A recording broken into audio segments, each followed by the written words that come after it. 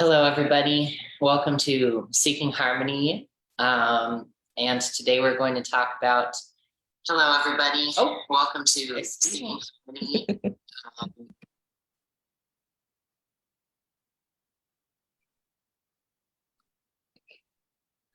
Bit of a technical difficulty. Okay, I'm back. Anyway, so hey, at least you got welcomed twice, but welcome. And today we're going to discuss the world's current affairs and find what is the truth behind all of them. So, everyone, if you're watching, feel free to chime in, ask any questions, or give any input that you'd like to. We would love to talk to you if you're seeing us here on Facebook. And yeah, welcome. So, who has the first piece here? Does anyone want to start? Yeah, I just wanted to maybe talk quickly about or mention the railroad workers story in the United States, because it feels like it's not every day that the country goes on a national strike. And it was a pretty big story up to it got a law was passed in the House of Parliament and then to be approved by the President Biden, to kind of, avoid having a national strike and also revise the law about the railroad workers. And so it was pretty big, not only in terms of change, but also in terms of healing and emotions coming up for those workers, because it feels like there are a lot of upsets to be felt through. So yeah, you guys, how did that look this week on the side of the United States, and do you have any insights or any feelings about it that we may want to heal or work through?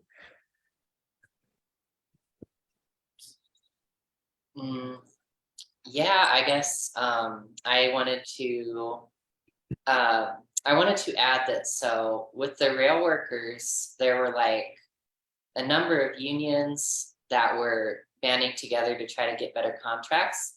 And there are about 4 big railroad companies in the US.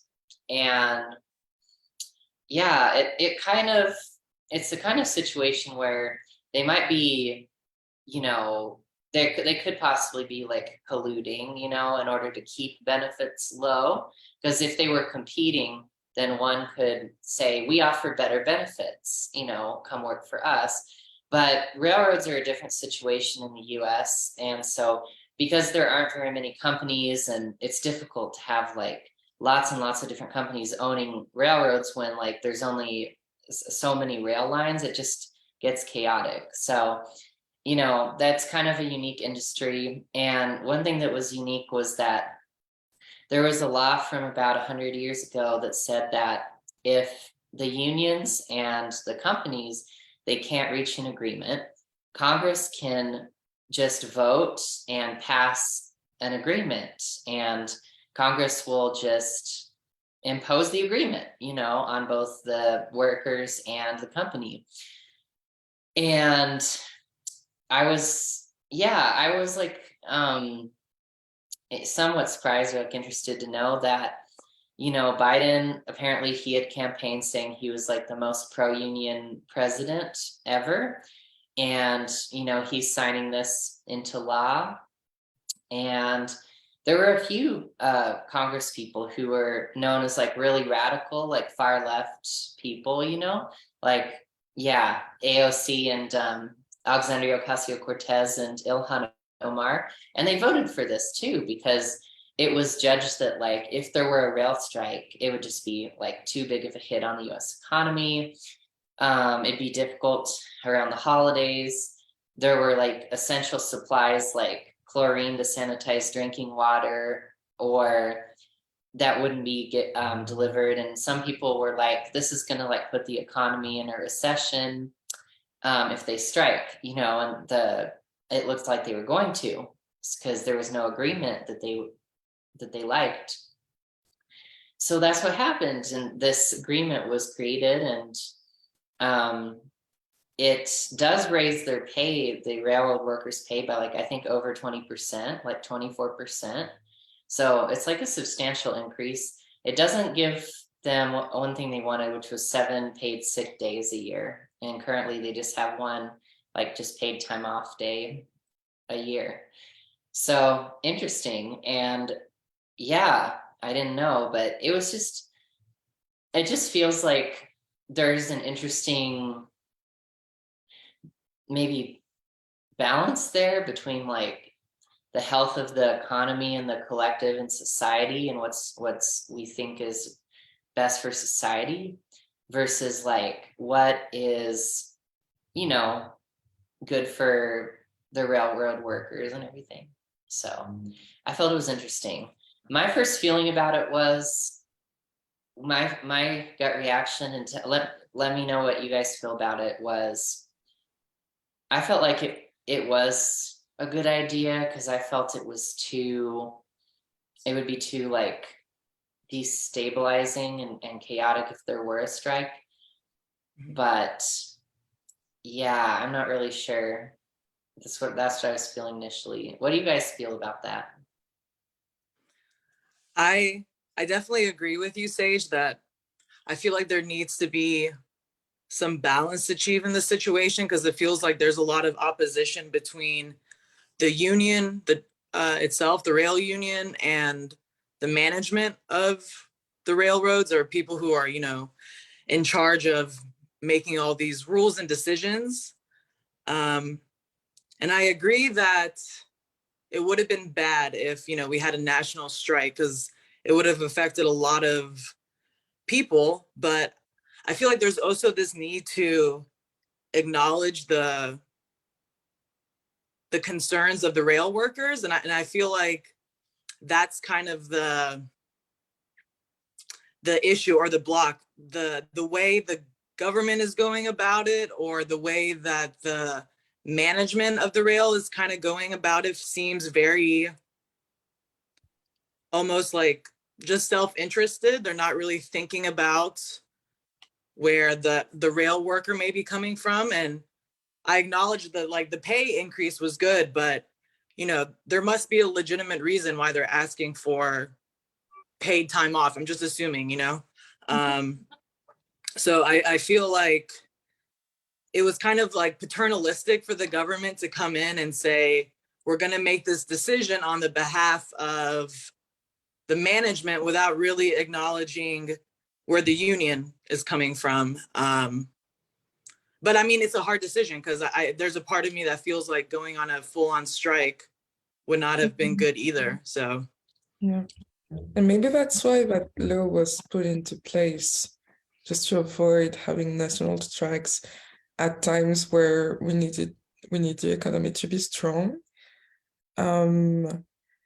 But also I can see where the rail workers come from.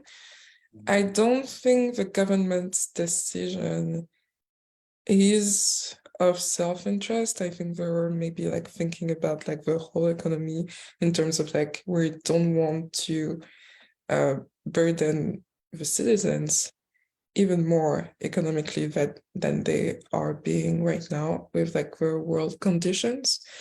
What I would say is that I'm seeing a pattern, because in France, like a few years ago, there was a national strike that went for quite a while, about rail workers, because it's not a union, but it's basically like one company that has all the nationalized rails. But it's been like denationalized by the government, and it wasn't good for them, because like it would put like their security into jeopardy, and it was a security that was already in jeopardy. And I think that's why they were asking for paid sick leaves.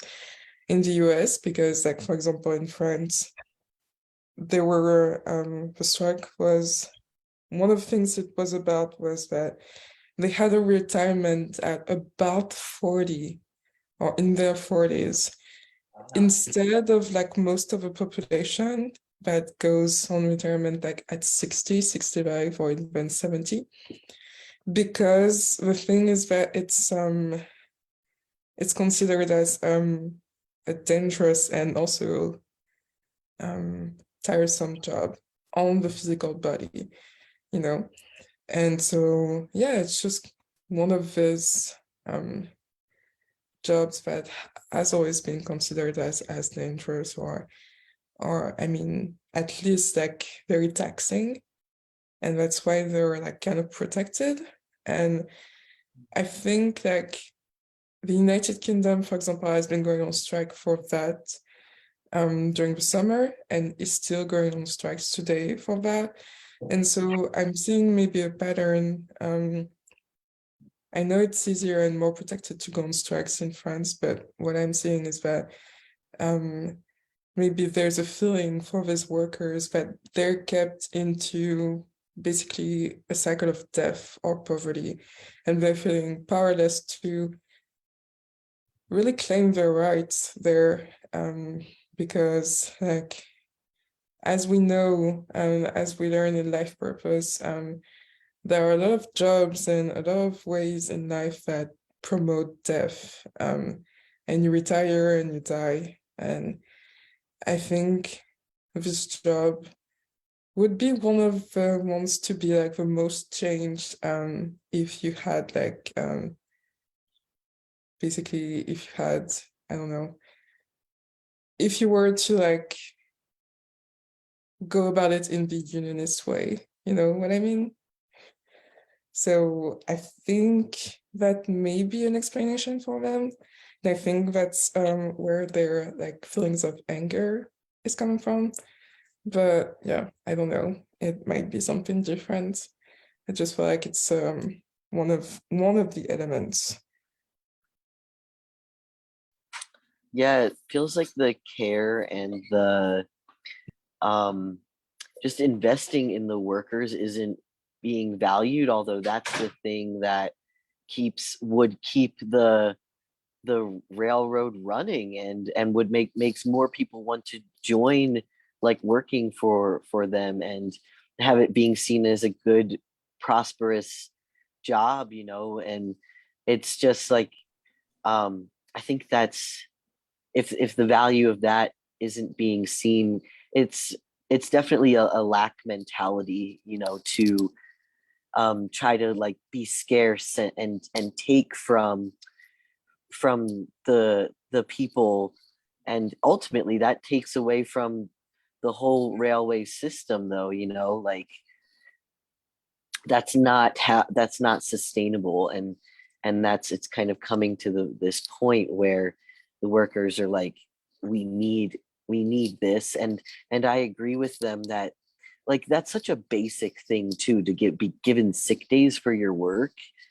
Like, that's bare minimum, but I also agree with what you guys have been saying, that like, I don't think we could afford a national strike.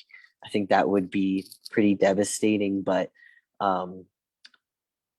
the core of it is like,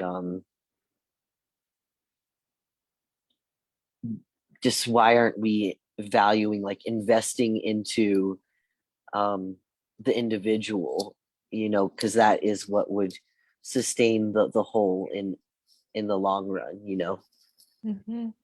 Yeah. I think And that's maybe sorry, go ahead. no, sorry. I was just gonna add, I think that's kind of what I meant when I said, I don't think I articulated very well, but in terms of like self-interest of the government, there is good in it, because they're also thinking about the people that are gonna be affected by the national strike. But I think more in terms of the individuals in the rail system, the employees, there doesn't seem to be any thought of, you know, what would benefit them and what would create a working environment that is sustainable. It's not very easy, you know, working on a railroad, and especially if you're doing, you know, some sort of physical labor, or, you know, there's some sort of physical activity involved in your job. I think it should be like the priority to make sure that their needs are also addressed, and like kind of coming to like common ground, like what needs to happen for the values and the goals of the government to align with the rail employees. Mhm. Yeah, and I do think there is some truth in you talking about self-interest. And I think one of the reasons why even like the left radical deputies, parliament people, I don't know, senator, They're representatives. representatives, yeah, voted for that kind of veto from the Congress, is because like they're part of the system, and that's how the system works. Truly, I think one thing that Isaiah said really struck me as being like the individual is not considered, and we actually know from these teachings, the teachings of union, that we have a lot of work to do on like the Luciferian system, and just like how it basically takes from people. And you see that in all industries. But I think like the way, I guess, they felt like they were not like heard, obviously they attracted that experience, but it's also demonstrative of how the system is truly working, and thinking that you have to have sacrifices for the greater good. And I think we're just touching with this strike, and I think that's why it was important to talk about it a little bit. I think we're just like scraping the surface of like people saying, well, actually this system, I serve it, but it's taken from me, and so what can I do to heal it? Is there a solution? And I actually don't agree with like sacrificing for a better answer for other people. And yeah, I do feel it is striking a deep chord, like a core upset there. And so we're touching on, I guess, the whole system without even realizing it, is what I feel. Yeah, I don't know how you guys feel about that. It's like, Sage, do you have like anything to add? Yeah, I feel like the core issue that makes that the railway workers are having, the upset that they're expressing and feeling, is just feeling like, yeah, just feeling like taken from by the companies, and not, and also in a way by the government. I think that that's like the core block, and yeah, I think healing that is the key. And yeah, just knowing that they have to, they don't have to be taken from in order for the country to survive economically. It shouldn't be that way.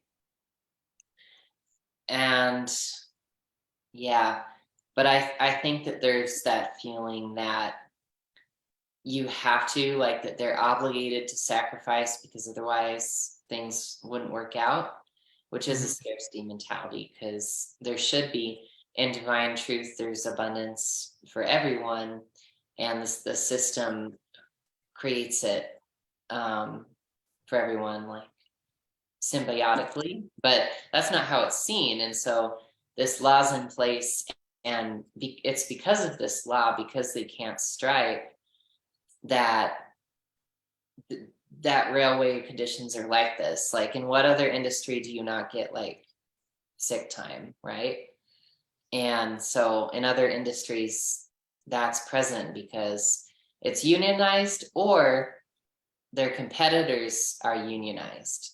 So like, for example, like if you work for like a Starbucks, for example, I'm thinking because of the barista world that I live in partly, Starbucks isn't unionized, but they provide sick time and good benefits because anyone could go get a competing retail job that has been unionized or whatever that has those benefits. It's more competitive. And in the rail system, you know, they're saying like there's no alternative. Like you guys are like, you have to, you know, sacrifice for this because you're all we got. We only got a few rail lines, so you can't, you know, you can't stop working, you know, you know that, do you know what I mean? And so I think they just need to let go of that guilt and that feeling that everything all depends on them and that um they can't take a break, you know. Excuse me. So if you guys could respond to that or distill that. I'm sorry if that seemed rambling, but that's the essence of what I wanted to express. No, that resonated with me a lot. And I feel like, you know, going back to the teachings of union, if love is the only thing that is real, then there must be a reason why they are attracting these experiences. And especially if we're seeing like similar things happening in France and the UK, there might be something there specifically for people who work, you know, in the railway for some reason, some healing of like getting, you know, empowering yourself, like stopping this like kind of like self-sacrificial, codependent sort of relationship. But, you know, maybe through going through all this like opposition with the management and the government, they can find ways within themselves to kind of bring what is needed to themselves for themselves, if I'm making sense, instead of like trying to get it from you know, an outside source that may not see things the way that you do. So I thought what you said, Sage, and Yureen, because you mentioned, you know, attracting those experiences, and that's kind of what I was trying to feel into on the railway side. Because yes, there is this side where the government needs to acknowledge their needs, but also the individuals working in those railways also need to like know their worth and like value their worth. Oh, sorry. Yeah, that's it. Yeah, it's interesting you say that because so right now the job I have is a really high burnout job, like very high. And so basically what the company I work for, what they have had to do so that people stay and actually continue to work here, and so this place continues to grow and expand, is you like we have had to be given sick days, time off, holidays, you know, and like my workplace is understanding if you need to take some time off to kind of recuperate because you kind of need that for your own sanity and physical health too and mental well-being. But yeah, what I've seen is people like they I guess they would value themselves because they just leave. You know, people just leave if they don't think that it's like worth it or it's too high burnout, you know, and companies have to adjust then.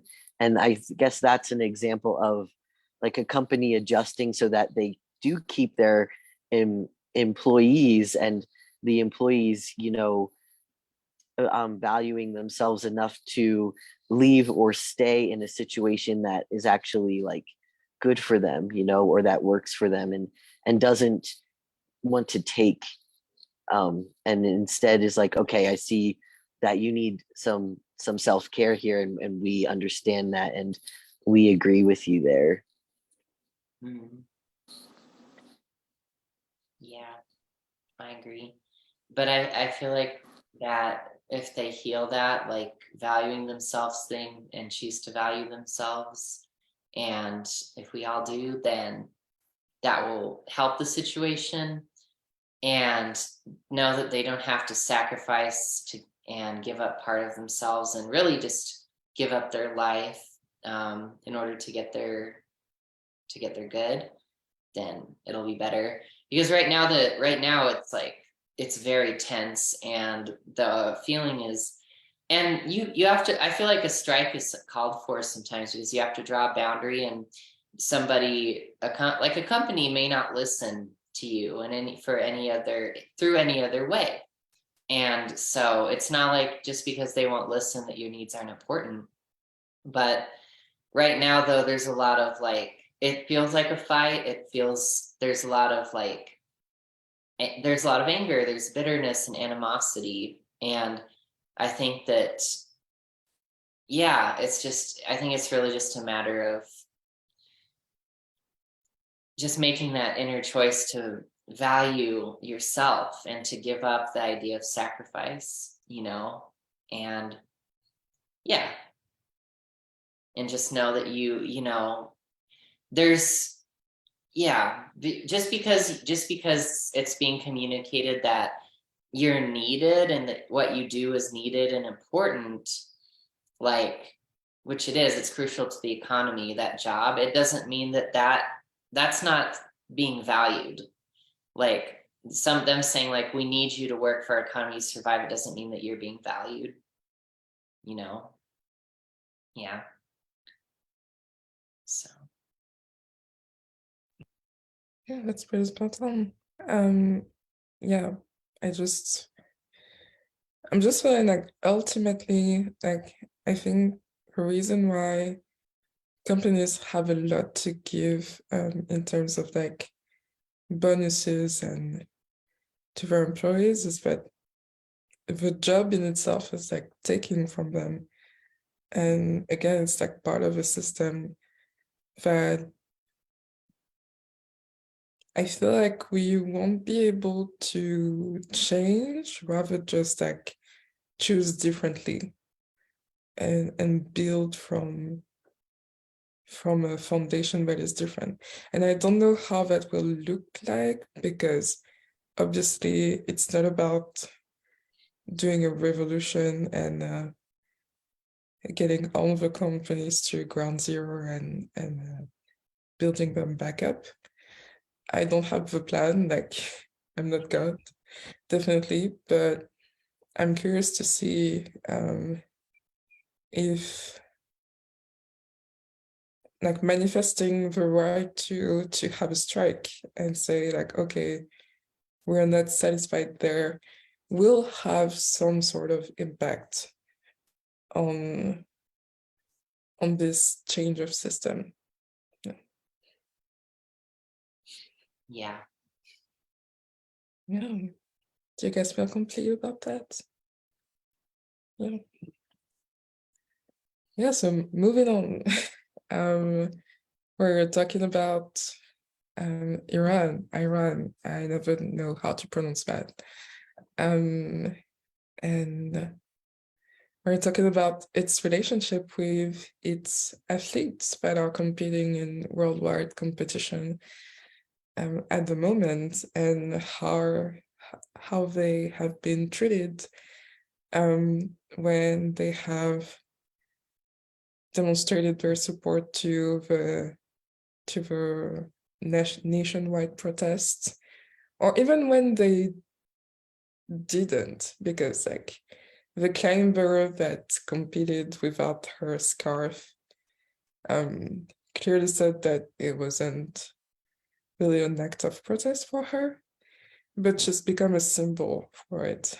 And her family home has been destroyed by authorities just because of that. And the soccer, football players' families have been threatened just because the players didn't sing during their first match. So yeah, it's a lot. I feel like there's a lot of heavy energy to unpack. And I feel it's just like a reflection on the surface of something that is deeper. And it's that the government is trying to control this protest and do damage control, I guess, by all means. And sometimes it feels like, oh, all right, we'll like dismantle the moral police and nobody will be judged about their like headscarf ever again. But people are saying like it's not about that anymore. It's about more than that. And sometimes it's about like almost like distributing death sentences to try and calm down the revolution. But clearly people have been communicating that they don't want to be coddled into control and submission anymore. They want to express their rights, they want freedom. And that's the one thing that the government won't be giving them, I feel. So yeah, lots of heavy energy, lots of things to unpack. Open floor to you. Like, what do you guys feel? I'll chime in because this hit close to home for me. And I feel like Iran for a long time has been struggling with healing things around like self-acceptance and embracing their power. And also just a lot of like nurturing that has to happen and surrender and just kind of like self-reflection. And it's a very heavy energy, like, and I think for me, since there's like a personal aspect to it, these are things that I've kind of I've been around and confronted since my childhood, because a lot of that pain, my parents carried, having to leave Iran during the revolution in the late 70s, and having to go to Europe and kind of start a whole new life for themselves. And so I felt like that was just kind of like the looming energy around both of these stories, because I really feel like this is almost like an artifact from that time in the late 70s where it changed from a monarchy to an Islamic republic. And it was a very like internal thing. Like there's a lot of people in the country that wanted the Shah gone and wanted, Ayatollah Khomeini to come and take power, and there was a lot of themes of just like not accepting yourself, not embracing your power, not nurturing yourself. So I feel like it's all coming back karmically, because it's something that Iran has to really confront. And I think the younger generation is kind of gotten to the point where they're just so tired of it, that they're really like trying to like, face it head on. And I felt like the stories, there was a differing energy, like you mentioned, Yurine, you kind of hit on it, with the difference between the climber athlete and then, the World Cup, the soccer players. I felt like with the climber, she was very, complicit. She was kind of giving her power away, but, for good. I mean, obviously it's a hard position to be in, because the government is so brutal that they will not stop at, killing family members or destroying homes and property. But I felt like the World Cup story was a bit more positive. There was a sense of like trying to like empower yourself, trying to take back, almost standing up for yourself as much as they could. Now, I don't know what kind of repercussions they're going to experience, but I agree that the current regime really doesn't have any interest in changing, and they just kind of do these surface level things. And if anything happens, I feel like it's really going to come from the people. And I don't know. I hope something shifts in that country. I hope that healing happens. Yeah, because it's hard to watch, I guess, on my end.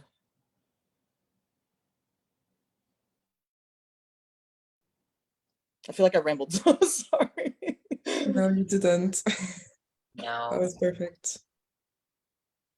I'm feeling emotional right now talking about it, like just a lot of sadness. yeah, Yeah, feel through your feelings. Like, it's okay.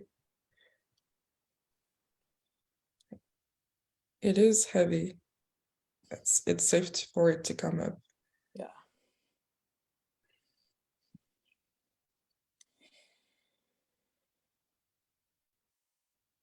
Yeah.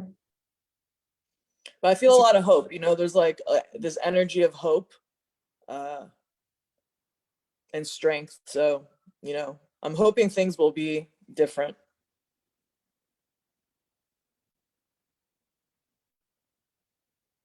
Yeah, we do. Like, we all do, I think. And but is it safe to trust God there? Yeah. Yeah, is it safe Yeah, to definitely. trust that there's a God in the situation? Yes. Yeah. Mhm. Yeah. Who's responsible for Iranians? I mean, God is ultimately. Yeah, Yeah. yeah, he is. Yes. They have not been abandoned or isolated like they might think they are since the 70s. Like, Yeah. you're right, like they're in the hands of God. Yeah. And it might not look like they expect it to look like right now, but yeah, it's safe to turn to God and stand with them at the same time.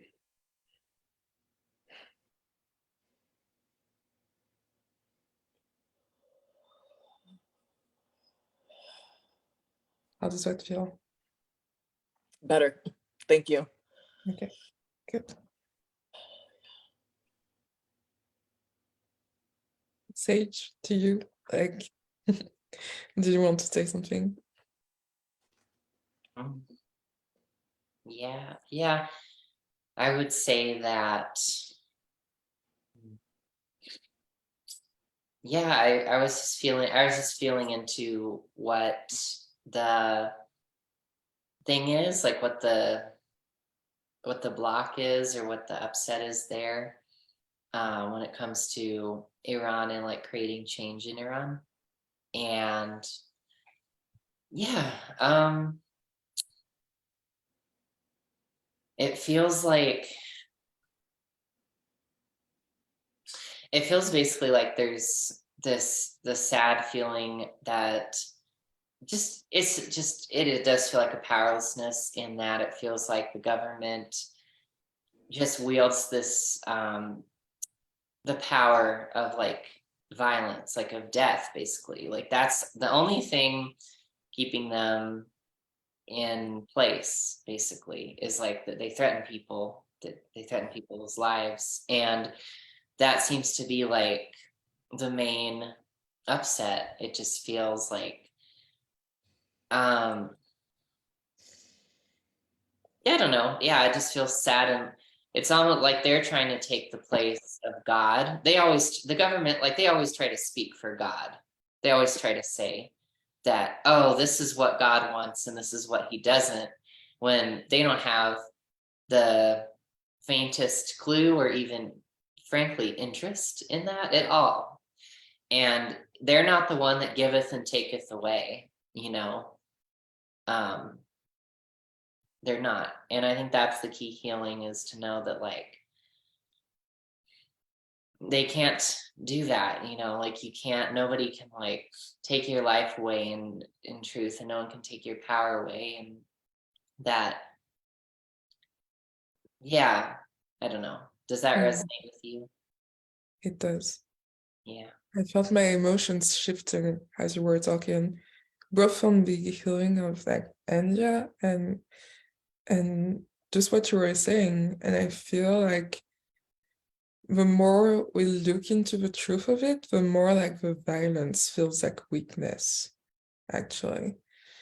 And it's funny because like powerlessness came up again, and that's the exact same thing like we've been talking about at the very beginning of the conversation. And it does feel like there's a reclaiming of power. So healing is actually happening, even like through us. at the moment, and it just feels like, yeah, I guess what Anja was like referring to, a gaining of strength inside, and just knowing like, just remembering what Jeff was saying about like war in Ukraine, and just like feeling like if you want to help your country, like be ready to help it, to support it, to have the courage. And just like that courage felt like the true strength and power there. So I would say that, yeah, I feel like the government is pretty weak, because even though they're talking about God, like they're not actually talking from that God space. Like you would feel it if they were, and it's so not the case. Like it's just like the contrary, and that's what we've been feeling with like a lot of countries, and I feel like we can, the more we will advance, like the more we will be able to feel where each country is with that God consciousness and that relationship with God. And it feels so, like I felt relaxing to know that you have that inner compass, and that each of us have that inner compass. And that's the reason why like Iranians are not protesting for nothing. Like they're protesting because they want to reclaim that relationship with God. And maybe that's what they need to go through. We don't know. Yeah. Yeah.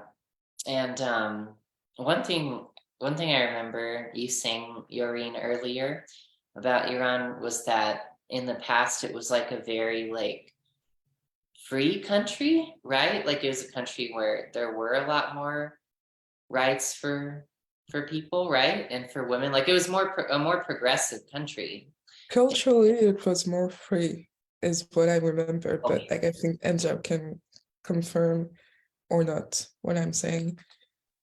Yeah, during like the Pahlavi monarchy, which was right before the revolution, there was a lot of like social progress made, railroads built, hospitals built. There was more equality between men and women, more free trade. Like it was just a very progressive, almost like European like country. Mhm. But then as soon as the 78, 79 revolution happened, that all changed, unfortunately. Mm-hmm.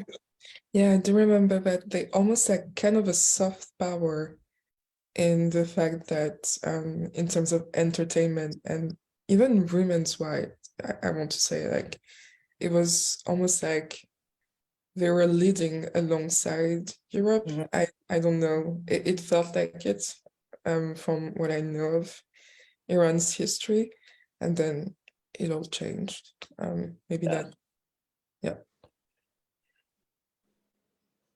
Yeah, like covering of the hair is a very recent thing. Like culturally, that's not part of Iranian culture. That's like a post, revolution thing. Mm.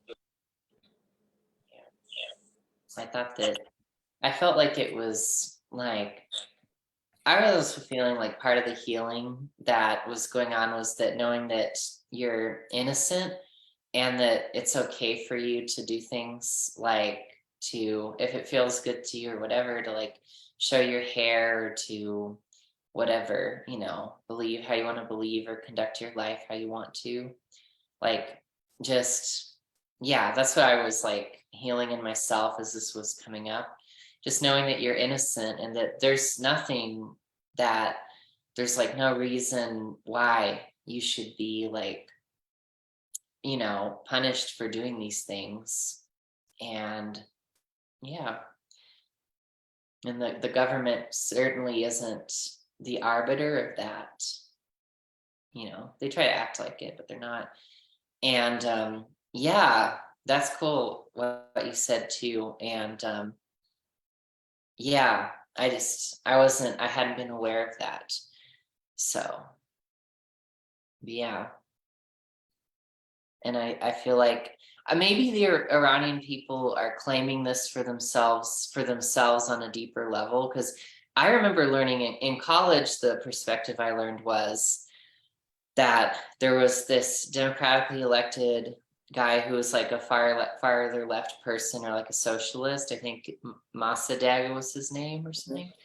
And then I was taught, because I was in like the Noam Chomsky class, and he writes like these long, really sad like dissertations about like how crappy the US has been. And I think he's quite biased in that regard, but saying that like the US helped Mossadegh be overthrown because he was socialist, and they didn't like that. They didn't like it. And they didn't want Iran to be aligned with the Soviet Union. So that's how the Shah was like installed. And so it's interesting that like under the Shah, there was a lot of progress culturally and economically, and of course opened up to the world more, because that's what the US wanted too. Yeah. And that's probably what some people in Iran wanted.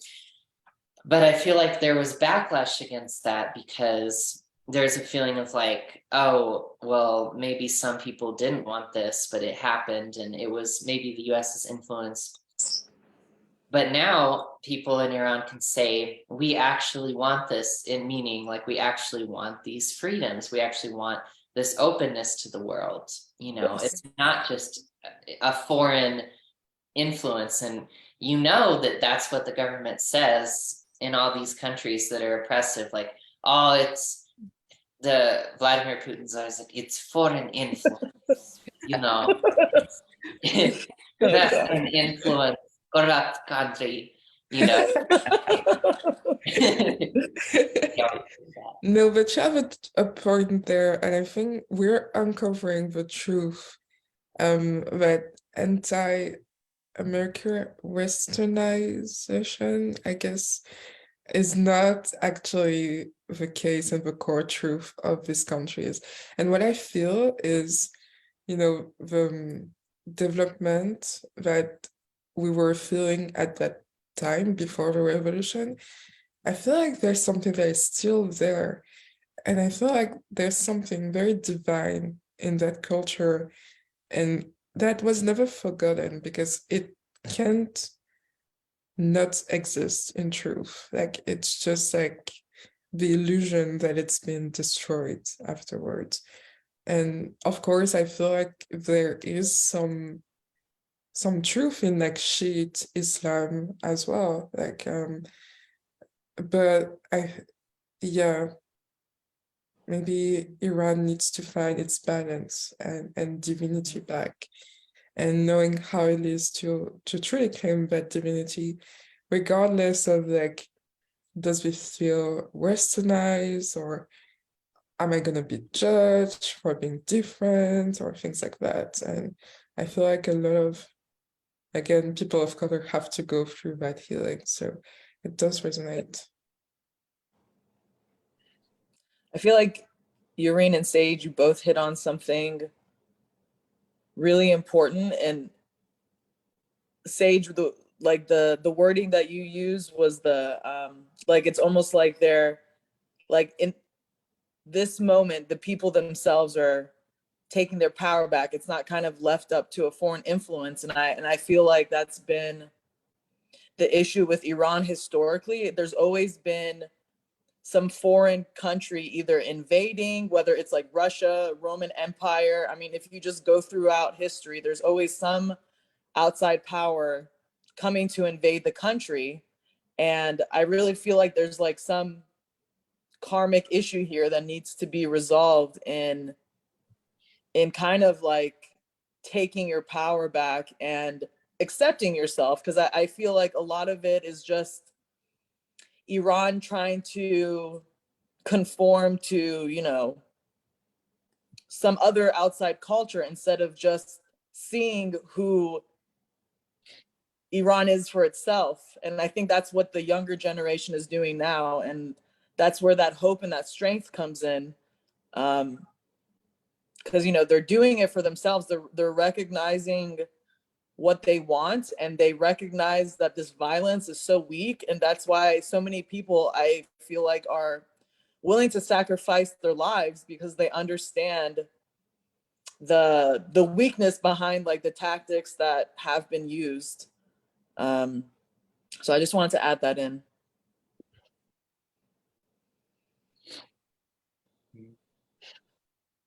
Yeah, that's so spot on. Yeah, and actually a good way to yeah, I don't know, I feel like we got to the core of it, and now we just need to let it rest. I don't know. Yeah, that feels good. So why don't we go to a lighter topic? Actually a positive one, if you guys are willing to discuss it, which is clean energy and maybe our future, clean hydrogen fuel being made in Australia for their transport, especially planes. And I think like this topic has been 2 weeks in the making in this discussion, but I feel it's important to mention it because like it's not just a feel-good story, it's actually something that will probably impact us a lot in the upcoming years. And it's very interesting that Australia is like testing clean hydrogen fuel because I know like plane transport has been like some of the concerns of most about climate change and about like our personal consumption of energy. So yeah, how do you guys feel about this story?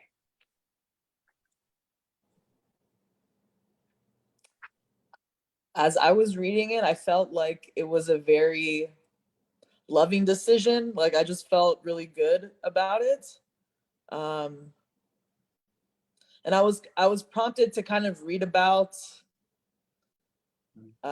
historically like what has happened in Australia, and because apparently there's been a lot of just land management issues, especially with like the Europeans coming in during the early 19th century and kind of suppressing Aboriginal culture and the way that they use the lands and manage lands, which has caused things like wildfires and just issues with biodiversity. And I wonder if this decision is maybe part of a bigger consciousness shift within Australia of kind of reckoning some of the decisions that they made that may have caused environmental imbalance, and bringing a good alternative that will not only help Australia but potentially the world, like you said, Yureen. So it felt good reading and seeing that they're doing that.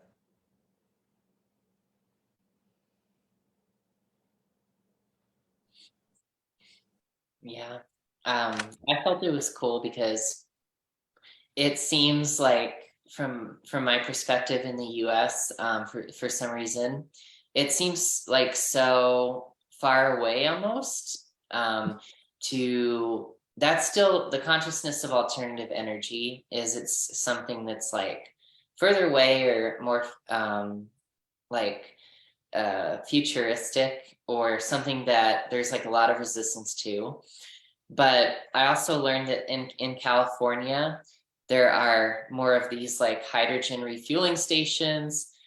People own hydrogen-based cars, and the government will give you like a subsidy to help you buy the car, and will like help you out with like I think fuel and other like accessories for the car too. So it's interesting because they're subsidizing it more. And I was curious about it because it seemed like where it was at was with these subsidies and with the cost of the car, like these vehicles are more expensive, probably because they're newer technology, there's a lot of costly research and development that goes into them and less efficiency of large scale production. but there's also the government basically there like trying to subsidize and help you out. So I think people kind of break even with this or maybe pay a little more. So I thought that was interesting. The fuel they said was like more expensive per unit, but you can also go farther per unit. So it's more efficient than gasoline. So I was like, that's cool. You know, what did you guys feel about that? Did that bring your attention at all? Like the economics of it or? Definitely, because it doesn't feel like well, per unit it felt costly, but actually not that much. It felt like something that would, and if people are using this on planes, we've had logistics problems about refueling planes and like distance in terms of like travel possible that we can make. Like we can't go farther than a certain distance at this point in time. Like it's just going to, in a sense, just like, you know, space travel or like atmospheric travel, it's in its own way, it's going to change the way we move as well, you know, and just thinking that it's so much cleaner and respectful.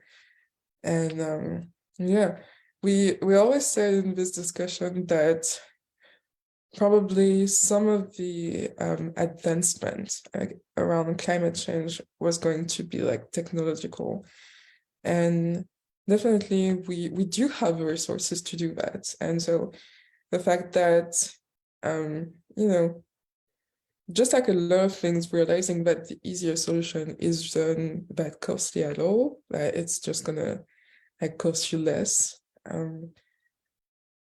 after some time, like it's good. And I think even though like obviously all the planes in the world won't be able to like change to that economy right away, it feels like it would be,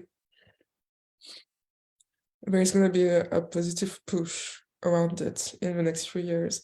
And maybe like Australia will have a lot of impact there and a lot to do in like leading the world in its way, and also claiming their divinity and saying like, hey, we have something good and we want to share it with you, you know.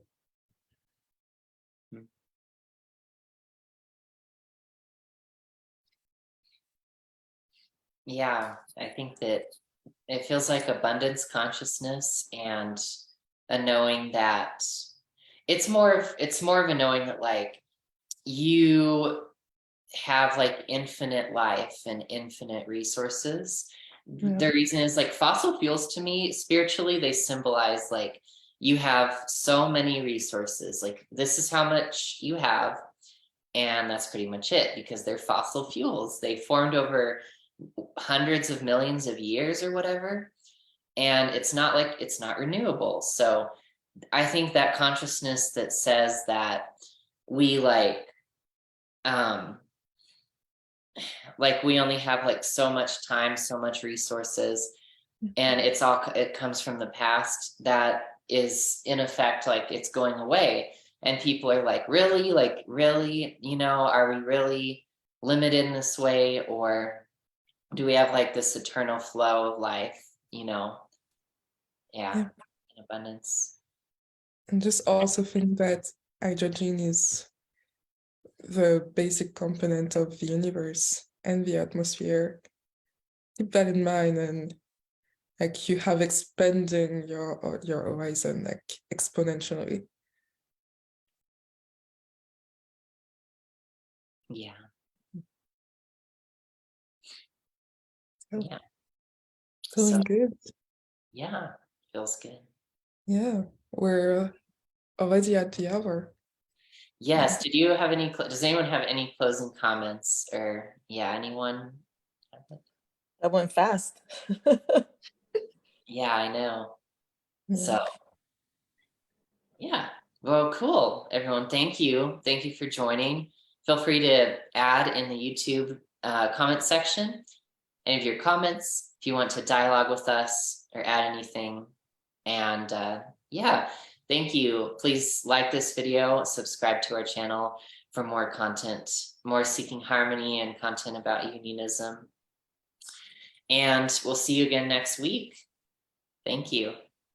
Bye. Bye.